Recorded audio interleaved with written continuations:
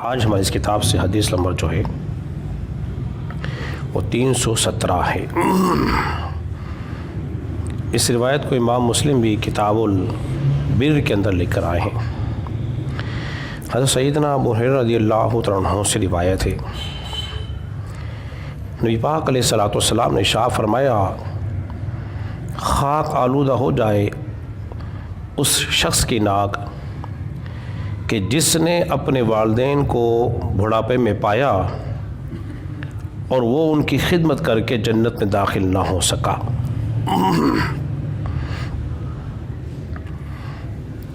ذرا غور کیجیے، نبی مکرم صلی اللہ علیہ وسلم کیا ارشاد فرما رہے ہیں، جس نے اپنے والدین کو ایک یا دونوں کو بڑھاپے میں پایا اور ان کی خدمت کر کے، ان کی خدمت کا بہترین موقع تھا اس کے پاس جنت میں جانے کا، اس نے کھو دیا، تو حضور نے فرمایا کہ وہ اس کی ناک جو ہے خاک آلودہ ہو جائے، یعنی کہ وہ رسوا ہو جائے۔ دوسری روایت میں یہ بھی آتا ہے،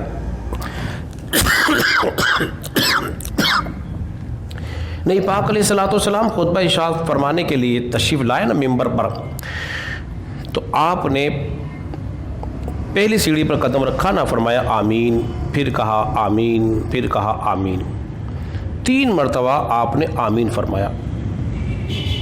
حضور علیہ الصلوۃ والسلام سے صحابہ نے پوچھا، یا رسول اللہ صلی اللہ علیہ وسلم، آج آپ نے آمین فرمایا، اس کی وجہ کیا ہے؟ نبی پاک علیہ الصلوۃ والسلام نے ارشاد فرمایا کہ میرے پاس جبریل آئے تھے، اور آنے کے بعد انہوں نے مجھ سے کہا کہ اے اللہ کے نبی، جس نے والدین کو بڑھاپے میں پایا اور ان کی خدمت کر کے جنت میں نہ جا سکا، اس کی ناک خاک آلودہ ہو جائے۔ میں نے کہا آمین۔ پھر بتایا گیا کہ آپ نے دوسری بار آمین کیوں کہا؟ فرمایا جس کو رمضان کا مہینہ ملا اور وہ اپنی نجات نہ کرا سکا، تو میں نے کہا آمین۔ اور جس نے میرا نام نامی اسم گرامی سنا اور سننے کے بعد درود پاک نہ پڑھا، تو میں نے کہا آمین۔ اب ذرا غور کیجئے، خلاصہ کلام یہ ہے کہ آمین جو ہے وہ مہر ہے دعا پر، اور یہ مہر کس نے لگائی ہے؟ رسول اللہ نے لگائی ہے۔ اس پہ ذرا غور کیجئے۔ اور بڑھاپے کی قید کیوں لگائی؟ بڑھاپے کی قید اسے لگائی ہے کہ اس قید کو اللہ نے لگایا ہے قرآن مجید فرقان حمید کے اندر، وَبِالْوَالِدَيْنِ إِحْسَانًا، اور اپنے والدین کے ساتھ بھلائی کرو، اچھا سلوک کرو۔ کب کریں؟ اما یبلغنک عند الکبر احدہما او کلاہما فلا تقل لہما اف ولا تنہرہما، جب وہ تیرے سامنے ایک یا دونوں بڑھاپے کو پہنچ جائیں، ایک یا دونوں بڑھاپے کو پہنچ جائیں، تو پھر تم انہیں اف تک نہ کہنا،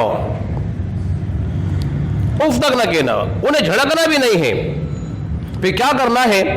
وَقُلْ رَبِّ ارْحَمْهُمَا كَمَا رَبَّيَانِي صَغِيرًا، ان کے لیے دعا کرنی ہے، اے اللہ اس میرے والدین پہ ایسے رحم فرما جس طرح انہیں بچپن میں مجھ پہ رحم فرمایا تھا۔ ان کے لیے دعائیں کرنی ہیں، اور یہ دعائیں کرنا جو ہے سنت انبیاء ہے۔ حضرت ابراہیم علیہ السلام نے بھی دعا کی، اور حضرت نوح علیہ السلام نے بھی دعا کی، قرآن سے دونوں ثابت ہیں۔ تو بڑھاپے کی قید لگائی۔ انسان کو جب والدین بوڑھے ہو جاتے ہیں، ان کے اعضاء کمزور، قوت سماعت بھی کمزور، بینائی بھی کمزور، بولنے کی قوت بھی کم ہو جاتی ہے، تو ان کا پھر بولنا، سمجھنا، کچھ کہنا فطری طور پر جب ہر چیز میں کمی آتی ہے تو مزاج میں کیا آتا ہے؟ چڑچڑاپن آتا ہے، غصہ آتا ہے، اور اس عالم میں انسان کو کیا کرنا ہے؟ برداشت کرنا ہے۔ وہی تو وقت ہے اصل میں والدین کی خدمت کرنے کا۔ بڑھاپے کی قید اس لیے لگائی ہے۔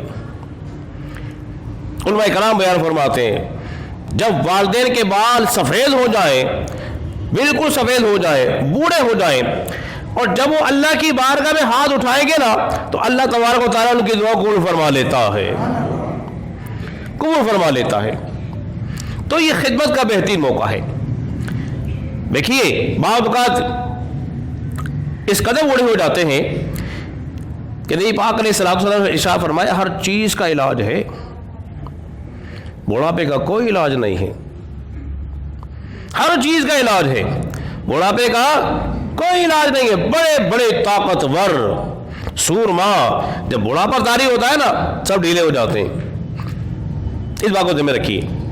اور پھر جس طرح بچے بستروں میں پیشاب اور دیگر چیزیں فضلات کر دیتے ہیں تو والدین بولیے خندہ پیشانی سے سر انجام دیتے ہیں کہ نہیں دیتے ہیں؟ خوشی خوشی۔